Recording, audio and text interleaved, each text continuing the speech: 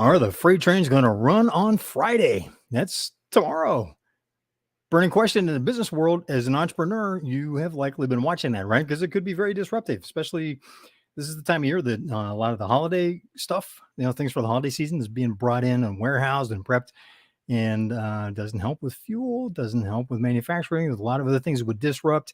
However, crisis has been averted. Reports in multiple news outlets today are that a tentative, not carved in stone, but a tentative agreement has been reached on a new union contract for the freight rail unions that have been negotiating with railroad companies that will avert a strike on Friday. That would have started at midnight tonight, Friday morning, and it will be a couple of weeks now, according to what I've been reading in the reports. Again, so this is what's being reported by the media, that there's a several week cooling off period before a vote. So we've got a tentative agreement, and there needs to be a vote. The vote, all 10 of the unions need to accept the new agreement as it was hammered out. We'll get some of the details that have been reported on that in just a second. There is something to consider on that, on the timing. So that keeps the freight rails running Friday, which is good. Keeps passenger trains running, which is good, at least for several weeks until there's a vote on the contract. If the unions should, and let's take this on the route nobody wants it to go. If the unions should reject, or if one or more of the unions rejects the contract, then there's several weeks for grace period, apparently, that will allow negotiation to fine tune that and get an agreement before a strike would happen. So that means that the freight rails will be running at least until mid-November. So there's a lot of people breathing a deep sigh of relief because crisis has been averted on a freight railroad strike, at least until mid-November. Now, hold that thought. We'll come back to some of the details on that. I wanted to share something that I thought was interesting that ties into this, because on this day, if I can find it, on this day in 1831, the John Bull steam engine, let me pull this up for you. I got a little show and tell, courtesy of Wikipedia. Thank you, Wikipedia. You can find out more at wikipedia.org. The John Bull steam engine became one of the first steam locomotives to be pulling freight in the United States. It was on a section of rail that connected Philadelphia to New York, the Philadelphia metro area to New York metro area, and eventually on into New Jersey. Cool thing is that this ran for 33 years. So it went from 1833 in that range up to 1866. So it would have been 1833 was when it first started on rails. So that was 189 years ago. Check me on the math. If that's wrong, let me know. More than happy to correct it. 189 years, right? So 200 years, basically, nearly. So call it 189 years. Details matter.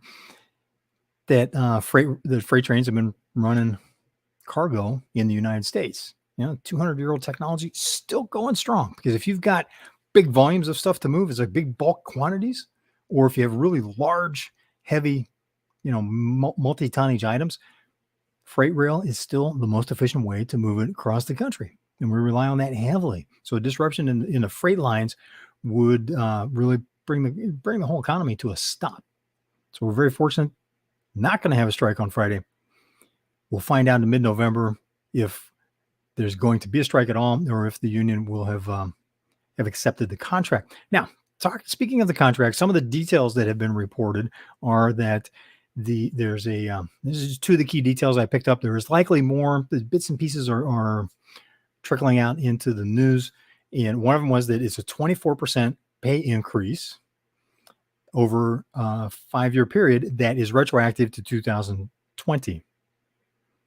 Now, that's a nice chunk of change. So there'll be like $10,000, $11,000 immediate pay to catch up should the contract pass. Remember, it still hasn't been approved, tentatively agreed to.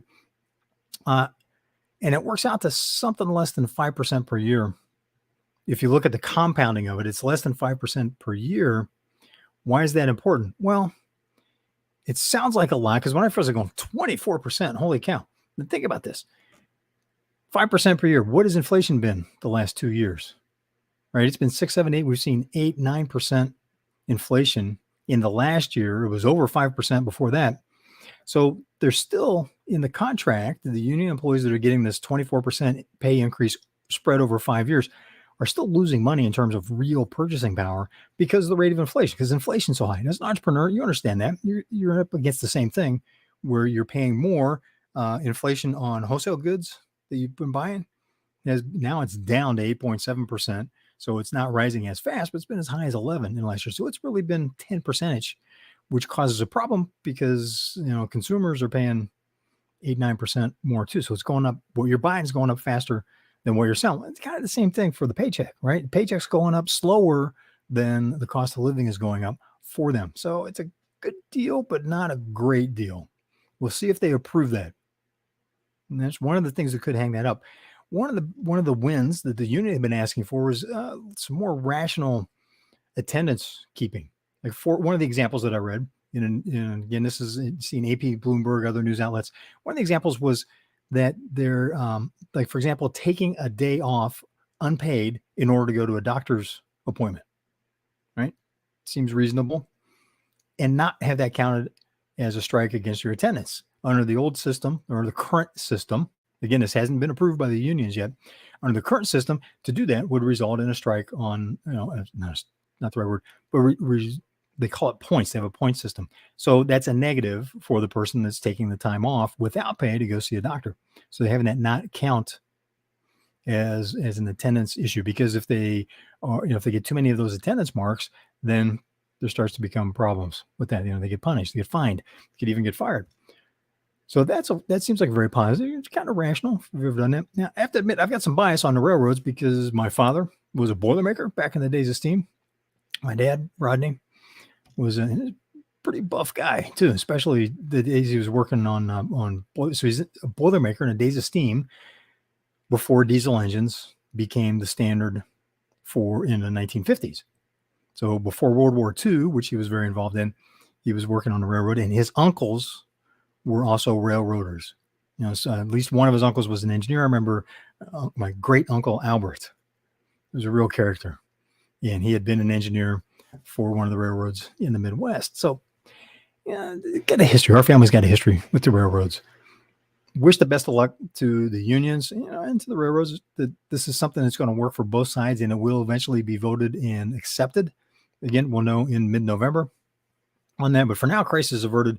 The railroad is not going to stop. Freight's not going to stop on Friday unless something out of kilter happens between now and then. But for the time being, and there's a cooling off period, so there'll be no vote, no strike during several weeks of cooling off. Then there'll be a vote. Again, this is the process that the media is explaining. I may be wrong. Again, if I am, let me know. More than happy to correct it. So they reached a tentative agreement today. There's a cooling off period. They'll vote. If it is accepted, great. If not accepted, then they will continue to work for several weeks while negotiations are continued before there is a formal strike, which will put us in mid-November. So if there's a strike, it won't happen until mid-November. Excellent timing. So just wanted to give you an update on that. Yesterday, I was really concerned about that because, again, if the freight trains stop, we're in a world of hurt in terms of food, clothing, parts for manufacturing, materials, raw materials, getting where they need to go. The stuff that's going to be in stores for the holiday shopping season. It's all a very huge percentage of that is moving on the freight railroads of the United States. So, quick update. Glad you're part of Wolf's Watch. Thanks for being part of the conversation. I'm Wolf, and I will see you on the trail.